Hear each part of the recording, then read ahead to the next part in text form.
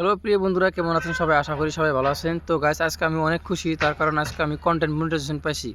তো প্রতিদিন দিনের মতো আজকেও বাইরের থেকে বাইরে এলাম গাড়ি যাওয়ার উদ্দেশ্যে। তো বাইরের থেকে কাপড় চোপড় নিয়ে আসি, কারণ নদী বাড়ি কাপড় চোপড় কিনতে লাগবো, কারণ আমরা যে নদী যাই এই নদীটা পারান ছাড়া কোনো বুদ্ধি নেই, এই নদী ছাড়া কোনো রাস্তা নাই। তো আগে নদীর পানি কম আসছিল, এখন নদীর পানি বাইরে গেছে, যার জন্য নদী বাড়ি তারপরে কাপড় চোপড় কিনবো আমরা। আর আজকের ওদেরটা খুবই সুন্দর লাগতেছে, দেখেন আকাশের সৌন্দর্যটা কত সুন্দর।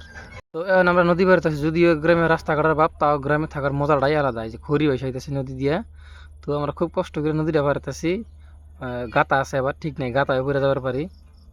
তারপরে নদীটা পাড়িয়া সরকারি ইউনিফর্ম পিন দিলাম কাজে যাওয়ার উদ্দেশ্যে। রাস্তাঘাটের কি অবস্থা দেখেন, আমরা কিরকম জঙ্গল টঙ্গল দিয়ে গেতেছি। তো নাহিদ বেয়াকে চলে গেছে গা।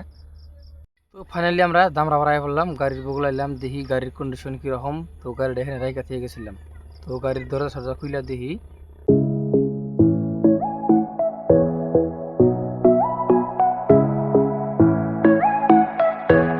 তারপরে গাড়িটা স্টার্ট করলাম। তো স্টার্ট করে হাওয়া টাওয়া চেক করতেছি, দেখি কোনো প্রবলেম আছে নি। তো লাস্টে দেখি একটা প্রবলেম আছে, ওয়াইফারের কাজ করতেছে না। তো বৃষ্টি এলে যদি খুব কষ্ট হবো, তো ভাবতেছি যার জন্য ওয়াইফারটাকে ঠিক করে নিই। তারপরে গাড়িটা ঠিক করবার নিয়ে ফারাক ভাইয়ের দোকানে নিলাম। ফারাক ভাই একজন ইলেকট্রিক মেকানিক। তো ফারাক ভাই এই যে আমার গাড়ির রিলেটা ঠিক করে দিতেছিল, রিলেটা ঠিক করলেই ওয়াইফার ঠিকঠাক মাঝে কাজ কাজ করবো আর কি। গাড়ি ঠিক করে তারপরে এলাম পেট্রোল পাম্পে। তো এদিকে ডিজেল ভরামু গাড়ির, তো ডিজেল ভরাই আবার রওনা দিমু। তো ওই যে সামনে পুরো আস্তে আস্তে আর তেল ভরাইতেছে। এটা হলো নাতিন জামা থাকে, এটা আমার নাতিন জামাই হয়। তাই যাইতেছি আমরা লোডিং পয়েন্টে।